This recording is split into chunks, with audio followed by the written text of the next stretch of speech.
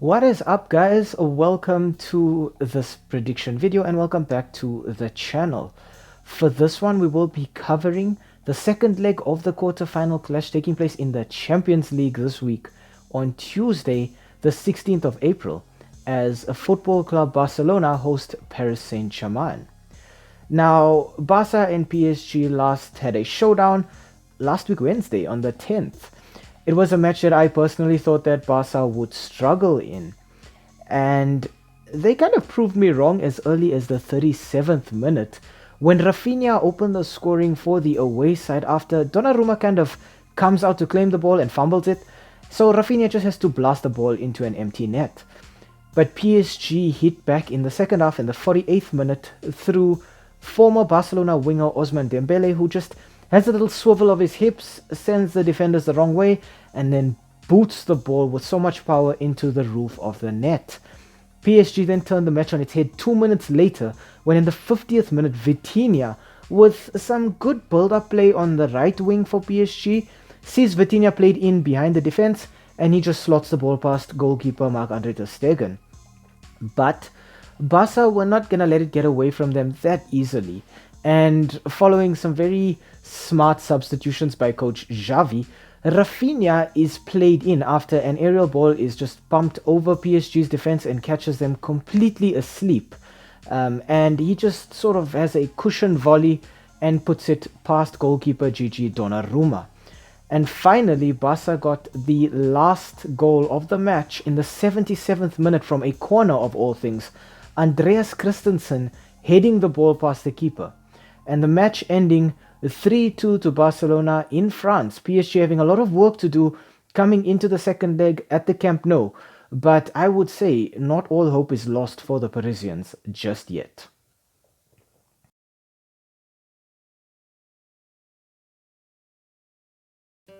We start off our team analysis with home side Barcelona. The last 5 matches for the Blaugrana have ended in 5 wins. Their last match was a 1-0 win away at Cadiz in the Spanish La Liga.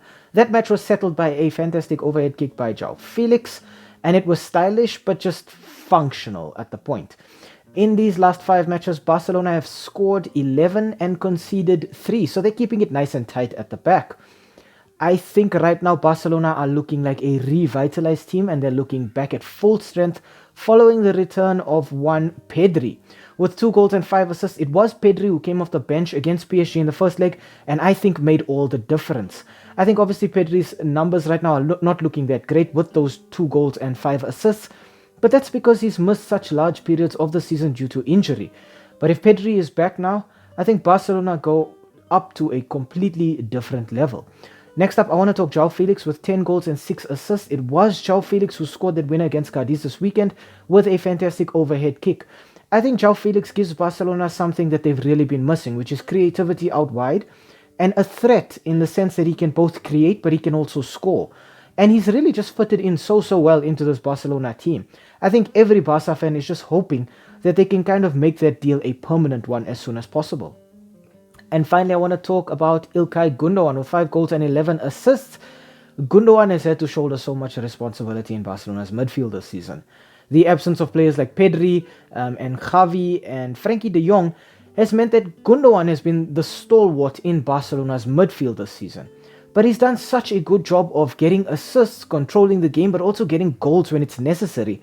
And another thing that I really just love about İlkay Gündoğan is this ambition within him where, I mean, he's just come off winning the treble with Manchester City and you can see he wants to win more. That hunger, that desire is still in him and he expects that of his teammates.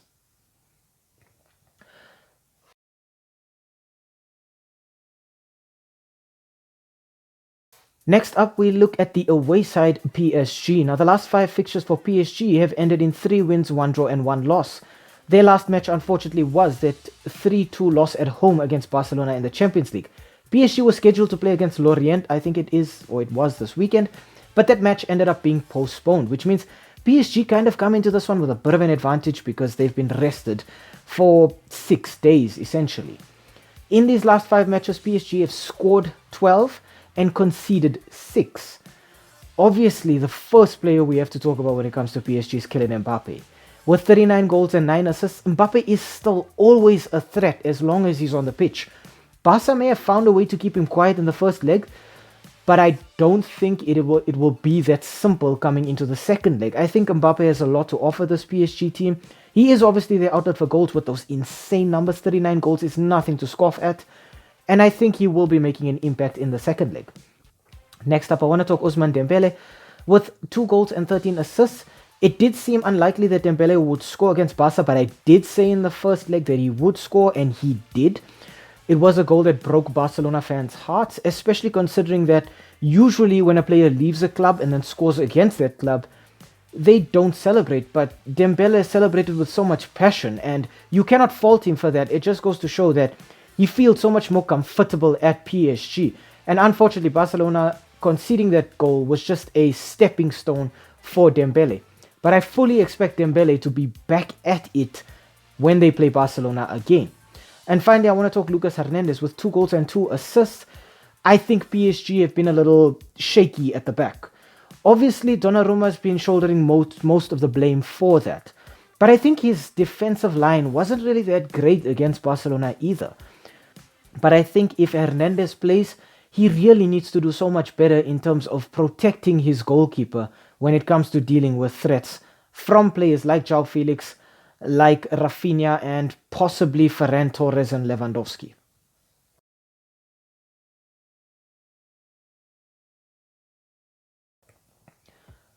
Okay, next up we look at the head-to-head and the S3M2 Verdict. Now, the last 5 fixtures between these two sides have still ended in 2 wins for Barcelona, 2 wins for PSG, and a single draw between them. Interestingly though, Barcelona have scored 11 goals against PSG in those last 5, while PSG have scored 12 goals against their Spanish counterparts. Another important factor for us to take into consideration is in these last 5 matches, PSG have always scored. Barca have struggled to keep clean sheets against the Parisians, and I expect that to continue in this one in the second leg again.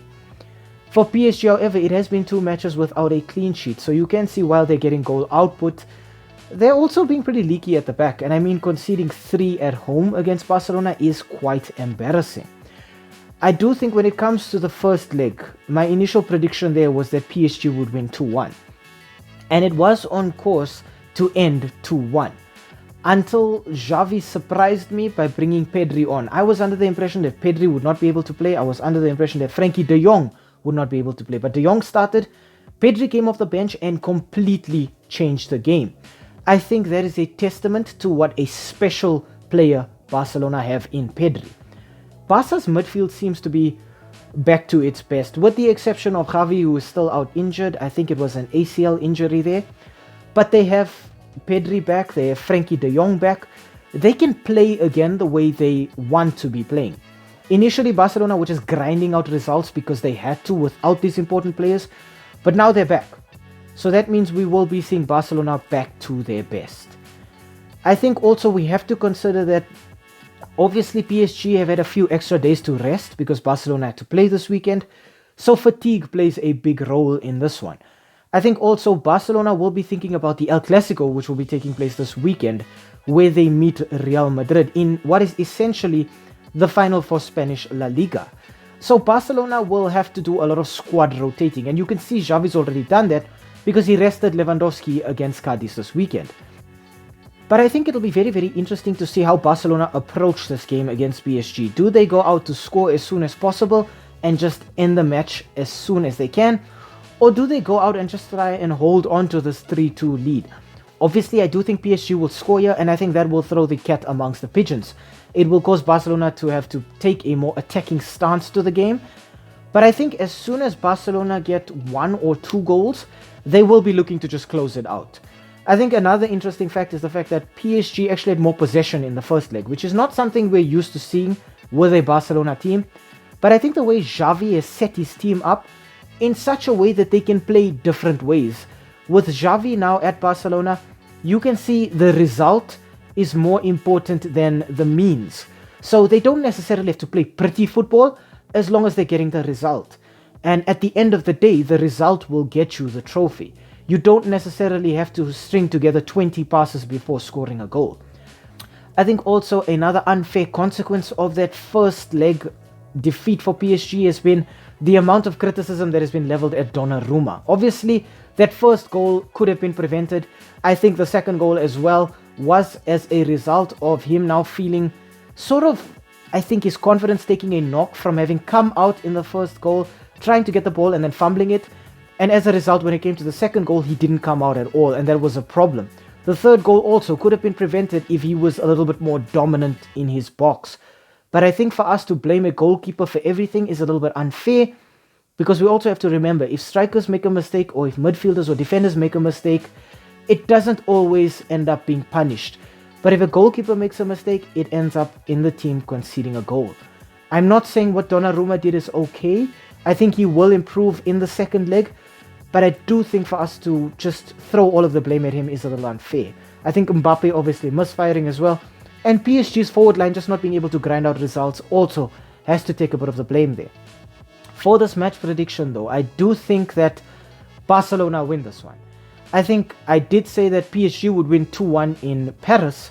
I do think Barcelona end up winning 2-1 here in Spain. I think they already have this good advantage, which means that PSG are now forced to come at Barcelona. And if Barcelona play this one smart, they can absorb the pressure, hit PSG on the counter attack with players like João Felix, Rafinha, Ferran Torres, Robert Lewandowski, and just see the match out. So my final prediction result for this one is Barcelona 2, PSG 1.